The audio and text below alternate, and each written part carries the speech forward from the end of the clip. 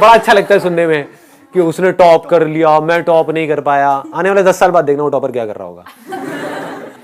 ऐसे मैंने बहुत लोग देखे हैं जिनके बहुत अच्छे नंबर आए और वो आज धक्के खा रहे हैं, और ऐसे बहुत लोग देखे हैं जो मीडियोकर थे कॉलेजेस में, इधर उधर ये वो, और आज बहुत अच्छी जगह पर बहुत अच्छा कर रहे हैं। समझ रहे हो? तो इन लोगों से आप सीख सकते हो कि इसका मतलब नंबर ही सब कुछ नहीं है। अभी हमारा दिमाग ऐसे ही चलता है, marks marks marks marks marks, marks ही सब कुछ नहीं है, उसके साथ में और भी बहुत कुछ चाहिए। एक एटीट्यूड भी चाहिए, एक पर्सनालिटी चाहिए, राइट फ्रेम ऑफ माइंड चाहिए।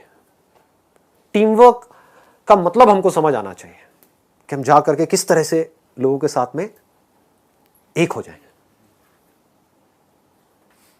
नहीं तो अगर आप बहुत बड़े स्टार भी हो, स्टार मतलब कि पता नहीं क्या अपने कॉलेज में टॉप करके आए हो और एक कंपनी में चले गए अपनी उस ईगो को लेकर के कि मैं स्टार हूं, ये हूं, 1 महीने में निकाल देंगे आपको कंपनी से। किसी को स्टार नहीं चाहिए। I can tell about things from the other perspective also because I am the CEO of my company, तो I know how I take decisions. मुझे पता है किसी भी कंपनी को कोई स्टार प्लेयर नहीं चाहिए। जैसे इंडियन क्रिकेट टीम है, उसमें क्या चाहिए? एक स्टार प्लेयर चाहिए या एक टीम प्लेयर चाहिए? बस। टीम प्लेयर कैसे बनते हैं, कभी सोचा है? आप अगर एक टीम प्लेयर बन गए तो लाइफ में बहुत आगे तक जा सकते हो, इसमें कोई डाउट तो नहीं है। तो अब टीम प्लेयर कैसे बनोगे? By covering others' weakness by our strength. One is that, right? And second is, ये मैं कुछ कर नहीं रहा हूं, माइक की वजह से हो रहा है। आप लोग बाहर जा करके पता नहीं अफवाहें फैला दो फेसबुक पर, संदीप पता नहीं क्या खाता है, समझ नहीं आता है। तो टीम प्लेयर कैसे बनते हैं? एक सही तरह का माइंडसेट। वो माइंडसेट कैसे बनता है?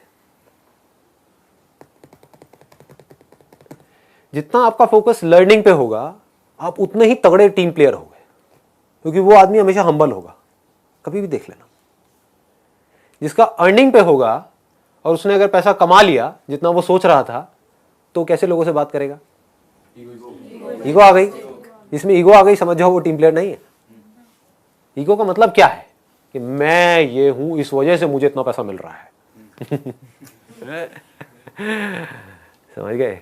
वो आदमी मरा, वो अपने आप को औरों से बेटर समझने लग जाएगा। जबकि जिसका एटीट्यूड हमेशा लर्निंग का होगा और बारीकी से लर्निंग का होगा, वो ये समझ जाएगा कि ना मैं किसी से बेटर हूं, ना मैं किसी से कम हूं। मेरे अंदर कुछ ऐसी क्वालिटीज हैं जो औरों में नहीं है, और औरों में कुछ ऐसी क्वालिटीज हैं जो मुझ में नहीं है। मुझे उनसे कुछ सीखना है, और अगर वो सीखना चाहते हैं तो मैं उनके साथ शेयर कर सकता हूँ, जबरदस्ती नहीं।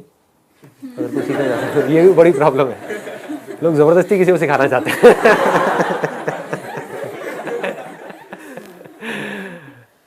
हाँ, समझ में आ रहा है? कॉम्प्लिकेटेड हो रहा है? समझ में आ रहा है ना?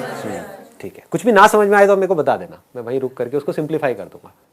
जिसमें लर्निंग एटीट्यूड होगा, वो हमेशा सबसे, अपने से ऊपर वालों से भी और अपने से नीचे वालों से भी कुछ ना कुछ सीखने की कोशिश करेगा। ऐसे लोग बड़े अच्छे लगते हैं लोगों को। खुद गलती भी कर देगा, यानी कि अगर अपने से जो नीचे जो लोग हैं कंपनी में, उनको कभी गलत तरीके से बात करी तो उसको खुद को रियलाइज होगा कि नहीं, मैंने ये गलत किया, क्योंकि वो सीख रहा है। वो अपनी ईगो में नहीं है, मैं ये हूं, मैं वो हूं, मैं तो सब कुछ कर सकता हूं। किसी पियोन से भी गलत तरीके से बात करी, क्योंकि उसका लर्निंग एटीट्यूड है, तो उसको इमीडिएटली रियलाइज होगा कि मैंने कुछ गलत किया है। वो जा करके बैठ करके अपनी उस गलती को सुधार लेगा। तो ऐसे लोग सबको अच्छे लगेंगे, जो गलती करते हैं और अपनी गलती को सुधार लेते हैं। गलतियां तो सभी करते हैं ना। हाँ सर, हमें रियलाइज हो जाता है कि हमारी मिस्टेक है, पर सर माफी मांगने में कभी कभी शर्म आ रही होती है कि मतलब लगता है कि यार नहीं, थोड़ा सा लगता है कि ईगो आ रही है बीच में। आप किसी से माफ़ी मांग रहे हो तो ये मत सोचो कि मैं जा करके माफ़ी मांग रही हूँ, ये सोचो कि मैं माफ़ी मांगना सीख रही हूँ। I am learning how to genuinely ask for forgiveness. ये बहुत बड़ी क्वालिटी है जो आपको आज नहीं तो कल सीखनी पड़ेगी। स्पेशली शादी होगी उसके बाद तो बहुत ज़रूरत पड़ेगी।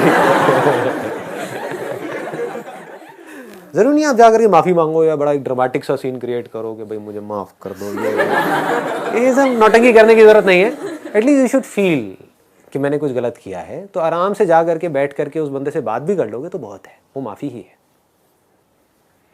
धीरे धीरे अपनी हैबिट्स में इन बातों को उतार दिया तो लाइफ इंटरेस्टिंग हो जाएगी। Then life will be like an adventure. Adventure sports सबको पसंद है। एडवेंचर स्पोर्ट्स कोई ऐसा है जिसको नहीं पसंद है? मज़ा आता है ना। हाँ, हर एक का लेवल अलग अलग है। किसी के लिए एडवेंचर मतलब वो ऊंच नीच का पापड़ा या स्टेपू, किसी के लिए बंजी जंपिंग।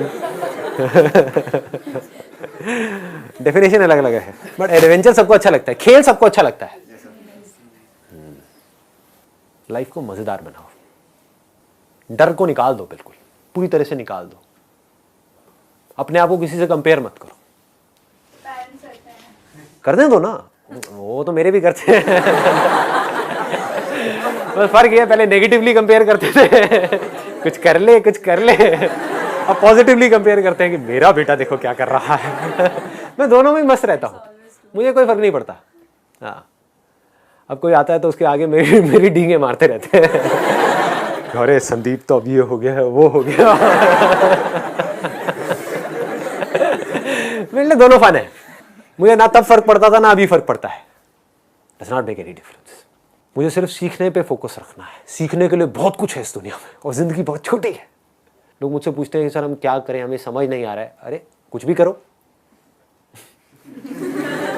आप क्या परफेक्ट हो?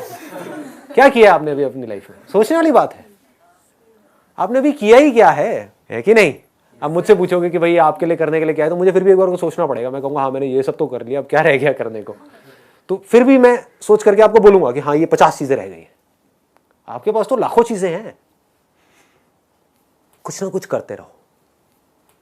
दिमाग ये लगाओ कि कैसे मैं अपने आप को बेटर बनाऊं। कल से बेटर हुआ मैं, हाँ हुआ, बढ़िया है। कल से मैं और ज़्यादा मैच्योर हुआ, कल से मैं और ज़्यादा वाइज हुआ, कल से मैं और ज़्यादा स्ट्रांग हुआ अंदर से। क्या मैं प्रॉब्लम्स को फेस कर पा रहा हूँ? बढ़िया है। तो सर इसका मतलब जो कंपटीशन है वो अपने आप से करो।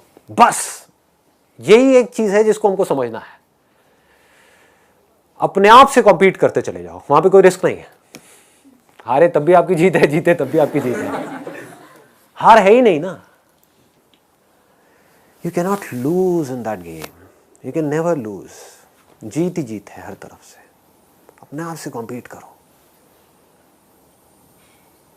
एक दिन ऐसा आएगा जब पूरी दुनिया आपको बोल रही होगी कि यार ये तो बस कुछ कमाल का कर गया बंदा। यानी कि दुनिया क्या कह रही होगी, अभी इसका पीक है। तब अपने आप को क्या बोलना, अभी तो मेरी शुरुआत है। समझ रहे हो? अभी तो पार्टी शुरू हुई है। अभी तो देखो आगे आगे क्या क्या होने वाला है। अभी करने के लिए बहुत कुछ है। ठीक है जी, wish you all the very best. Thank you so much.